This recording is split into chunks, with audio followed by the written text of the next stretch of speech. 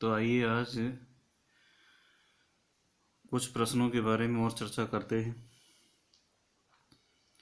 Diary लेखन से संबंधित जुड़े हुए हैं। प्रश्न है, भारत में डायरी लेखन की परंपरा नई नहीं है। इस कथन पर अपने विचार लिखिए। यानी कि इस प्रश्न में ये पूछना चाह रहा है कि भारत में डायरी लेखन की शुरुआत कब से की गई या इसके इतिहास के बारे में बताइए।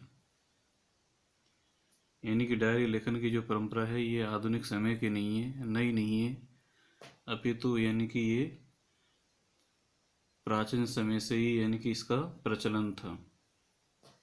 तो देखिए इसका उत्तर कि यह कथन, कौन सा कथन, कि भारत में डायरी लेखन की परंपरा नई नहीं है, यह पूर्णतः सत्य है।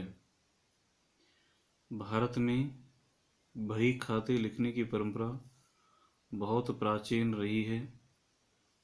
पिछली कई शताब्दियों से भारत में डायरी लिखी जा रही है।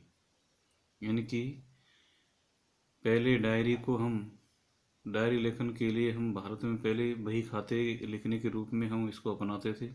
भारत में यानी कि बही खाते लिखने की परंपरा बहुत ही प्राचीन समय से रही है और पिछली कई शताब्दियों से भारत में डायरी लिखी जा रही है।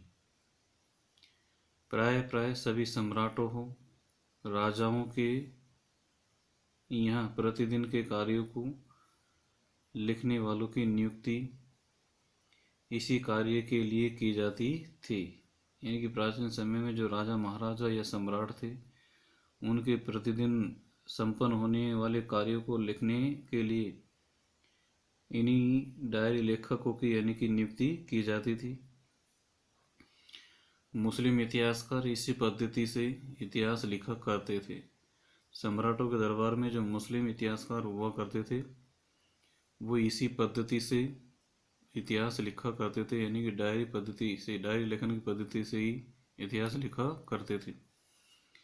प्राचीन हस्तलिखित पुस्तकें तथा बही खाते इस बात का प्रमाण है। यानी कि प्राचीन समय में हाथों के द्वारा लिखी हुई पुस्तकें और जो बही खाते लिखे जाते थे, वो इस बात का सबूत है, प्रमाण है कि राजघरानों व संपन्न परिवारों में कहीं ना कहीं डायरी लिखने की परंपरा थी। कि हम देखते हैं कि प्राचीन समय में जो हाथों के द्वारा जो पुस्तक लिखी जाती थी या कोई बही खाते से संबंधित जो कुछ लेख लिखा जाता था, ये सब इस बात का प्रमाण है कि राजघरानों व संपन्न परिवारों में कहीं ना कहीं यानी डायरी लिखने की परंपरा थी। इसके बाद में हम डायरी से जुड़ा हुआ एक प्रश्न और देखते हैं। प्रश्न है कि डायरी लेखन का जन जीवन पर क्या प्रभाव पड़ता है। कि लेखकों के द्वारा जो डायरी लिखी जाती है उसका जन जीवन पर क्या प्रभाव पड़ता है। देखिए, डायरियाँ मनोरंजन के साथ ही हमारे जीवन को सुधारने की भूमिका भी निभाती है। यानी कि डायरियाँ हैं, ये नहीं है कि डायरियाँ मनोरंजन ही करती हैं। डायरियाँ मनोरंजन करने के साथ साथ हमारे जीवन को सुधारने में भी भूमिका निभाती है। डायरी हमारे विगत जीवन का यानी कि बीते हुए जीवन का लेखा जोखा होती है। अर्थात डायरी के अंतर्गत हम हमारे बीते हुए जीवन के बारे में लेख लिखा करते हैं और अधिक आयु में उनका पुनरावलोकन हमें अपने जीवन में हुए परिवर्तन से परिचित भी कराता है। यानी कि विगत समय में हमने जो डायरी में अपनी दिनचर्या के बारे में लिखा और उसको यदि अधिक आयु होने पर उसका अगर हम पुनः अवलोकन करते हैं, उसको पढ़ते हैं, तो हमें अपने जीवन में हुए परिवर्तन से परिचित होना पड़ता है। डायरी हमें आगामी जीवन की रूपरेखा तय करने में मदद करती है। जो डायरी है वो यानी हमें आगामी जीवन की रूपरेखा यानी किस प्रकार से अपने जीवन को बिताने, उसकी रूपरेखा बनाने में हमें हमारी सहायता करती है। इसके बाद में फिर अगला प्रश्न जुड़ा हुआ है संदर्भ ग्रंथ से। अगला प्रश्न हमारा अगला बिंदु से है संदर्भ ग्रंथ। कि संदर्भ ग्रंथ किसे कहते हैं तथा उसकी क्या उपयोगिताएं हैं। संदर्भ ग्रंथ किसे कहते हैं तथा उसकी क्या उपयोगिताएं हैं। देखिए, समाचार माध्यमों में कार्य करते समय अनेक बार किसी घटना के लिए पुराने संदर्भों की आवश्यकता होती है। संदर्भों से समाचार या लेखन की प्रभावशीलता तथा प्रामाणिकता बढ़ जाती है। यानी कि समाचार माध्यमों में कार्य करते समय अनेक बार किसी घटना के लिए पुराने संदर्भों की आवश्यकता होती है। संदर्भों से समाचार या लेखन की प्रभावशीलता तथा प्रामाणिकता बढ़ जाती है। अतः मीडिया संस्थानों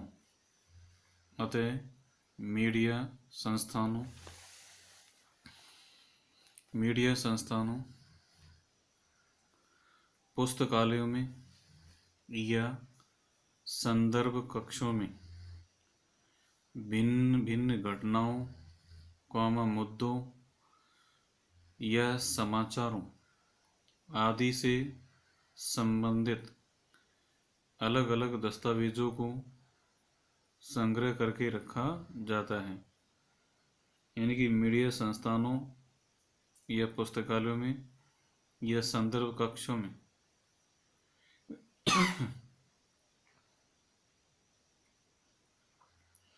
भिन्न घटनाओं, मुद्दों या समाचारों आदि से संबंधित अलग अलग दस्तावेजों को संग्रह करके रखा जाता है। यह संग्रही संदर्भ ग्रंथ कहलाता है। यानी कि जो पुस्तकालय में जो संदर्भ ग्रंथ होते हैं या पुस्तकालयों में या संदर्भ ग्रंथों में भिन्न भिन्न घटनाओं से संबंधित, मुद्दों से संबंधित या समाचारों से संबंधित जो भी यानी कि दस्तावेज संग्रह करके रखे जाते हैं, ये संग्रही यानी कि संदर्भ ग्रंथ कहे जाते हैं।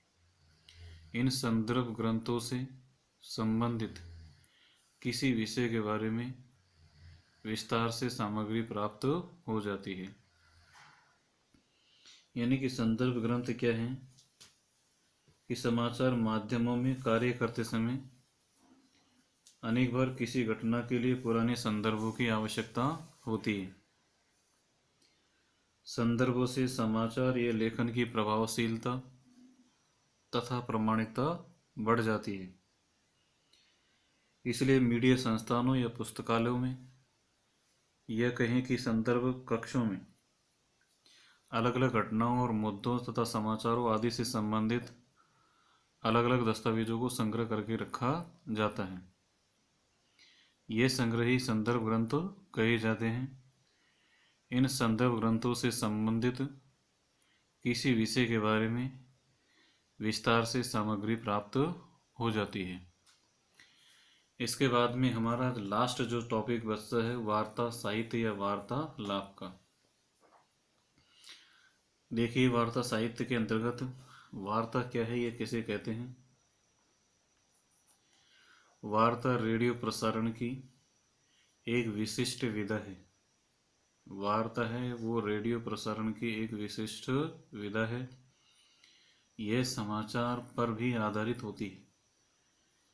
यानी कि ये समाचार पर भी आधारित होती है और साहित्यिक, सांस्कृतिक, वैज्ञानिक, कृषि तथा आर्थिक विषयों की भी हो सकती है। यानी कि जो वार्ता है ये समाचार पर आधारित होती है और ये वार्ता का जो बिंदु साहित्यिक हो सकता है, सांस्कृतिक से जुड़ा हुआ हो सकता है, वैज्ञानिक से जुड़ा हुआ हो सकता है, कृषि से या फिर आर्थिक विषयों से भी जुड़ा हुआ हो सकता है। समाचारों पर आधारित वार्ता के साथ साथ अन्य संवाद का भी प्रसारण होता है। यानी कि समाचारों पर आधारित वार्ता के साथ साथ अन्य संवाद का भी यानी कि प्रसारण होता है, जिसमें एक विशेषज्ञ से समाचार संपादक या संवाददाता किसी तात्कालिक विषय पर अपनी बात करके उनसे विस्तृत जानकारी लेने का प्रयास करता है। कि इसमें एक विशेषज्ञ से समाचार संपादक या संवाददाता किसी तात्कालिक विषय पर अपनी बात करके उनसे विस्तृत जानकारी लेने का प्रयास करता है। इसके बाद में है कि वार्ता के दो पक्ष होते हैं। वार्ता के कितने पक्ष होते हैं? दो पक्ष होते हैं। एक तो होता है वक्ता यानी कि बोलने वाला, और दूसरा होता है श्रोता यानी सुनने वाला। वार्ता के समय वार्ता होने के साथ यानी कि वार्ता में दो पक्ष होते हैं। एक तो वक्ता बोलने वाला होता है और दूसरा होता है सुनने वाला, जिसे हम क्या कहते हैं? श्रोता कहते हैं। अब इसके बाद में है वार्ता से संबंधित ध्यान रखने योग्य बातें। वार्ता से संबंधित ध्यान रखने योग्य बातें हैं। देखिए, वार्ता से संबंधित ध्यान रखने योग्य बातें कौन कौन सी आवश्यक है, जिनका ध्यान रखना होता है। नंबर 1 है कि एक अच्छी वार्ता के लिए वार्ताकार को श्रोताओं से तादात्म्यता स्थापित करनी पड़ती है। यानी कि एक अच्छी वार्ता तभी हो सकती है जब वार्ताकार को श्रोताओं से तादात्म्य स्थापित किया जाए। दूसरा है श्रोताओं की मानसिकता को अपने साथ बांध लेना पड़ता है। जो सुनने वाले हैं उनकी मानसिकता को अपने साथ स्वयं के साथ बांध लेना पड़ता है। नंबर 3 है विषय वस्तु को रोचक बनाना होता है। विषय वस्तु को कैसा बनाना होता है? रोचक बनाना होता है। नंबर 4 है विचारों को दृष्टांतों से समझाना होता है। जो भी विचारणीय बिंदु होते हैं उनको दृष्टांतों के आधार पर यानी कि समझाना होता है। नंबर 5 है मुख्य बातों पर विशेष जोर देना होता है। जो मुख्य बातें होती हैं उन पर विशेष जोर देना होता है। नंबर 6 है कठिन शब्दावली के प्रयोग, संयुक्त व मिश्र वाक्यों से दूर रहना होता है। यानी कि वार्ता साहित्य लिखने समय कठिन शब्दावली के प्रयोग से तथा संयुक्त और मिश्रित वाक्यों से दूर रहना होता है। और 7वां है बोलने की गति भी सामान्य रखनी होती है। ये नहीं कि तेज गति से बोल रहे हैं, तो बोलने की गति भी यानी कि सामान्य रखनी होती है। इसके बाद में अंतिम तौर पर यानी कि वार्ता के प्रकार, वार्ता के कौन कौन से प्रकार होते हैं। तो आइए, वार्ताएं अनेक प्रकार की हो सकती हैं। वार्ता के एक दो प्रकार नहीं, अनेक प्रकार हो सकते हैं। कुछ वार्ताएं कार्यक्रम विशेष के लिए तैयार की जाती हैं। कुछ वार्ताएं हैं वो यानी कि किसी कार्यक्रम विशेष के लिए तैयार की जाती है।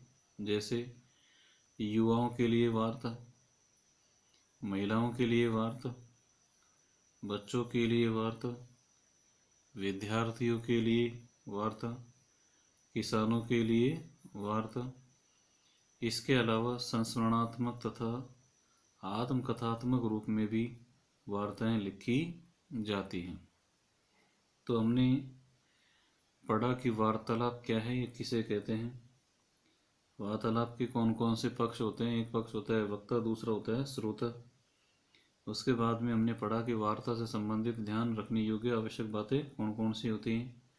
और अंत में पढ़ा कि हमने वार्ता के प्रकार, वार्ता के कौन कौन से प्रकार हो सकते हैं। इस प्रकार आपका जो संवाद सेतु है, संवाद सेतु के अंतर्गत जो भी टॉपिक, जो भी बिंदु थे, वो आज की इस वीडियो के अंतर्गत कंप्लीट हो जाते हैं। कल की वीडियो के अंतर्गत ध्यान रखें सभी, कल की वीडियो में हम हमारी जो पुस्तक है सृजन के काव्य खंड में पहला पार्ट है संत वाणी का, उस पहले पार्ट से हम यानी कि शुरुआत करेंगे। इसलिए सभी अपनी जो बुक्स है, पुस्तक है सृजन की, तथा साथ में अपनी रूल या पेंसिल लेकर के साथ में बैठें। धन्यवाद।